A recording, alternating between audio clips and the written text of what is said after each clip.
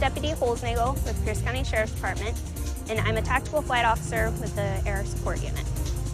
So we have 6 tactical flight officers, 3 full-time pilots, and 2 volunteer pilots. Tactical flight officers operate the equipment in the back so that the pilots can focus on flying the plane.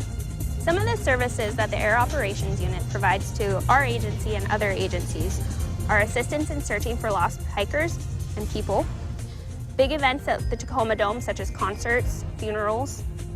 We help with aerial support for the fire department in wildfires and home fires. We provide security for the Port of Tacoma, and our main objective is to help with patrol operations.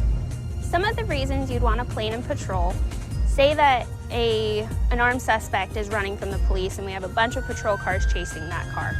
If we can get eyes on the car from the plane, we can call off those patrol units and follow the car to wherever its destination is and tell patrol where that car ended up. So hopefully we can end the situation without anyone getting hurt and to reduce the risk to the general public. So we don't have X-ray vision, we're not spying in your houses, we don't have cannons strapped to our plane, but if you decide to go and get lost on a hike, we'll be there to help, so give us a wave.